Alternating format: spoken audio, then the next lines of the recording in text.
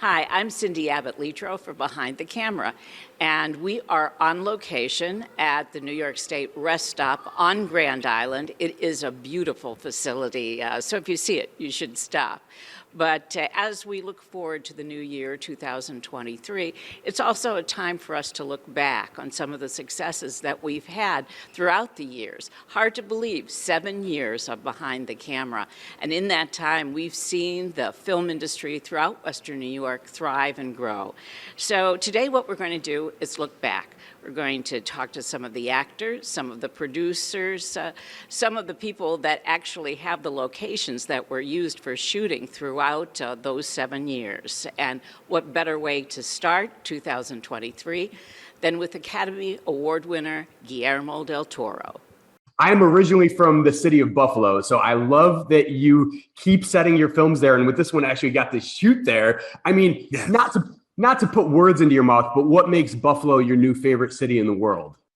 Well, look, first of all, the life in Buffalo is fantastic in terms of the cultural scene, the food scene is fantastic. Two things that are very important for me. And in terms of cooperating with the film office, you cannot find a better film office in the world. And it's basically a sampler of every style of architecture in the 20th century. You want to set it in the 1900s, in the 1800s even, 19th century. You want deco. You want classical architecture from 1940s. You get everything. And it's effortless to make a period picture there. Guillermo, I'm from Buffalo originally. You're an honorary Buffalonian, having set two movies there and filmed one. We talked about the city for Nightmare Alley, so I've got a follow-up. Any plans to shoot another movie there, complete your Buffalo trilogy? At the least provocation, I'll go there. I mean, I think I have actually considered and discussed with Kim having a place in Buffalo because I love it. I love the energy. The artistic movement is burgeoning beautifully. There's great food, and you don't have to do that in the winter. Exactly. Yes, great comic book stores. Yeah. Yes. I mean, I read recently you have 22 completed screenplays that you want to make, so surely at least one of them, maybe even a few, you'll shoot in Buffalo. At least 20 of them I want to make. at least 20 of them in Buffalo. Yeah. I love that. Well, let's hope that comes to pass and that he does return. Another satisfied customer is Academy Award winner Jonathan Sanger. Marshall was his claim to fame here, and he returned. I'm very proud of it, and I'm delighted that we filmed it here in Buffalo. It was great. I mean, this was the ideal location, and we didn't know at the beginning because we really, it was new to all of us who came in, but I fell in love with the city, and I decided I wanted to do more films here. So when this one came around and we were looking at potential locations, I wanted to make sure Buffalo was in the mix, and we came up here for a scout, and the director fell in love with it. I didn't have to tell him, I didn't have to point anything out. He got to see some of the architecture and some of the locations, and we realized that the kinds of things that we were looking for in New York City really didn't exist anymore, and that, especially for this period, and that Buffalo was perfect. So of course, we all love to hear that from Buffalo, but we also love to hear that you wanted to come back and shoot here. And I get the feeling that you have become a Buffalo booster. Yeah. So. Well, I have, but I mean, one reason was, it works for so many periods, and it's a terrific city in that respect. But what really made the difference was the film office is amazing here, and I think, I've worked with film offices all over the country and in other countries, and I think your film commissioner and deputy commissioner are the best I've worked with, and so they made it very hospitable. They brought us around. They showed us things that we would never necessarily have found, and they also took us around and helped us make deals with hotels and other things that we had to do in order to make it work. Relationships are everything in this business. Jeff Fahey, actor, producer, came back to Buffalo. He's a Buffalo native because of Jonathan Sanger. For example, because Jonathan Sanger, who you've interviewed, Yes, Cabrini. Yes, and Jonathan loves Buffalo, and we're producing a number of things together. And Jonathan and I go back to when he had directed a couple episodes of a series I had years ago called The Marshal on ABC. And that's where we first met, and then got reconnected years later through a theater project.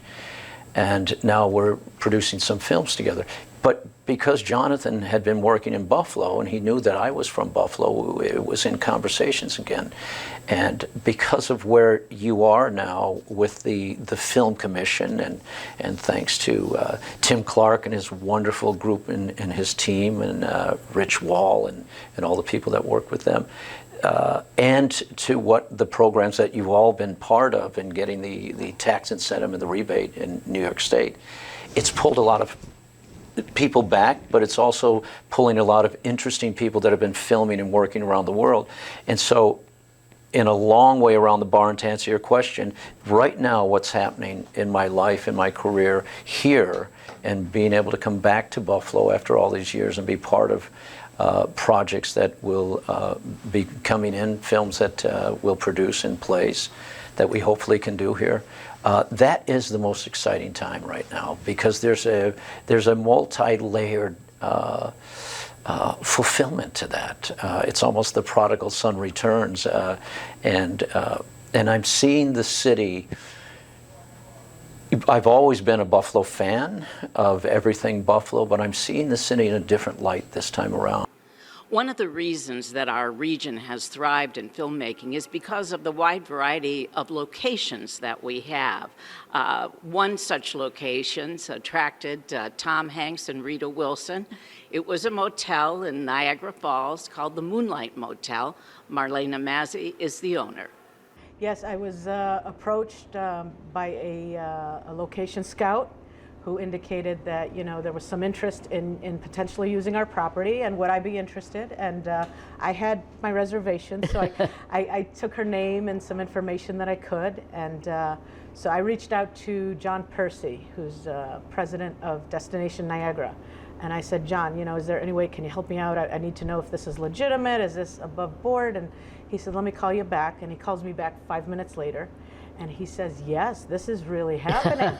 So he put me in touch with this wonderful man at his office, Tim Clark. And we had a few conversations, and he kind of brought me into the loop. So we started, you know. Wasn't your average day at the motel? No, not at all. No, you know, what, 100 people descend on you. Not And at all. Tim, is that normally how something like this works? It does. It does. And very often what we do is very secretive work. And so I was filling Marlena in about this, that back in December, we actually took photographs of her hotel, or her motel rather. She probably didn't even know we were there, but those were part of a portfolio that was sent to this movie. And of several locations, they knew right then and there that the Moonlight Motel had to be in the movies. Well, you know, this is a fine line, you know, Tim, when you go out to find a location, because oftentimes it can be 100 people descending on something that, and changing what is a normal workday. Well, right, and I remember having the conversation with Marlena about what to expect, and but we're, I think, as a community, so grateful to her and her openness about this, as well as other locations that have experienced these kinds of movies and so forth. It's funny because it isn't, as you pointed out earlier in this interview, it's not a normal request. It's just kind of out of the blue. You almost think it's somebody's putting you on or something, but in the end, you know, this was a really important part of an economic boost to this Well, region. I mean, this is a Tom Hanks, Rita Wilson movie. That this is nothing to There's sniff no about. question that when this and you movie probably comes out, didn't know that right away, but we knew. No, I knew that in the first Okay. call they identified that it was a Tom Hanks movie, but we never ever talk about that ever, you know, until we have to start talking about it, because you know, you don't want to get people's hopes up. You don't want them to think that there's, you know, I mean, very often we'll get calls and the movie doesn't even end up shooting here. Well, and that's one of the things that I know just from having talked with you and being associated with the commission, is that you will pull yourself through a knothole for, they call up and they said, we may be coming and it could be this and it could be that, but you still have to treat it as if it is actually going to happen. And I don't know, what are the odds? I mean, how many things actually come to pass? We have a pretty good capture rate. We really do. We had one recently that kind of went away to another city, and you're personally disappointed in it, but you also have to realize that it's it's a business, and it's not. Someone once said it's not show friendship, it's show business, and they have to make decisions based on business, and that's very often what they do. Pat Gallo is a familiar face on the screen. He has been in The Irishman and The Offer. He brings a certain Italian flavor to his roles. Yeah, I think, it definitely, I think I put out, an Italian vibe. Well, in fact, as an actor, I think it's... One of the interviews I read said that you had oftentimes had mobsters and detectives at the dinner table. Is that true? It's absolutely true. I mean, I think in the late 70s and early 80s, that was the kind of world it was, and yeah, absolutely true. And it was like no man's land, It was like the dinner table was no man's land. Nobody was going to harass anybody. Nobody was going to kind of, make anyone feel uncomfortable. It was about eating and celebrating food and laughing and conversation. And so, it was later that I realized that, of course. I was only a child, but then, of course, it dawned on me. I thought, oh my God, all these different people. Tell me about how this opportunity to play Mario Puzo came up, because I would think, we're celebrating the 50th sort of anniversary of The Godfather. Right. You weren't, I think, born when the... No, I was almost. Maybe a gleam in your parents' eye at that point. But how did that happen? That came in as auditions normally come in. I didn't know what it was for. The character in the script, or the sides that I had, was Puzo. So I had thought, okay, is this about Mario Puzo? I don't know. The content was sort of driving toward the book, but I didn't have any idea what it was. It was a very secretive project at that time. And actually, I had Charlie, Mark Goldman's son. He was my reader on the audition. Oh, wow. And that was it. I read, and I had gotten word that, like 3 weeks later, I don't really have an attachment to an audition. I read, I work on it, I read it, and then you kind of let it go, and if it works, it works. If not, you move on to the next. And many weeks had gone by. I didn't really think about it. Then I got an email saying, hey, they're interested in you, and it kind of moved from there. And then it was like, okay, I did another read. I met with Dexter Fletcher, who directed Rocketman and Bohemian Rhapsody. He was in London. We had a Zoom. We talked about the character a little bit. I did another read for the studio. And the next thing I knew, I was on a plane. I understand there's a lot of eating, that there was a lot of eating, that he enjoyed a good Italian meal. Well, he did say to me, Dexter told me on the phone after I'd gotten the job, he called me, congratulate me, and and he said, you don't have to turn down, any peanut butter bars if you need to. Like, stay where you are and add a little bit if you can. A little chubby. Yes, if you wanted absolutely.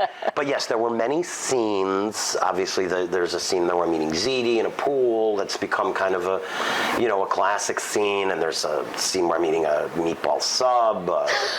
Another one where I'm eating pie. Another one where I'm just kind of wanting to eat more. I mean, there's a variety of scenes where I'm eating, and I was the kind of actor that, yes, I would eat it in the scene when I was doing my coverage, but if we turned it around, I would also eat. And everyone, would say, you don't need to keep eating, and I'd be like, no, that's fine. I want to eat for my... This is part of my method. This is what I do. Yeah. I got to ask you, because the other sort of iconic role that you had was in The Irishman. Yes. And you were wedged between two of the superstars of the century. I know. Al Pacino, Robert De Niro. Tell me about... Being directed by Martin Scorsese. Scorsese. I know. It How was- does it get better than that? It doesn't. It really doesn't. And although it was a small scene in the film, the scale of the environment that I was in was extraordinary. It was an experience that is hard to articulate for an actor. It's kind of like, Scorsese and De Niro and Pacino are on, I can confidently say, every actor's bucket list across the globe. And I got it all at one time. As you can see, the past 7 years have been very good to the Western New York film industry, and we anticipate that the years to come will be just as good, if not better. I'm Cindy Abbott Letro for Behind the Camera.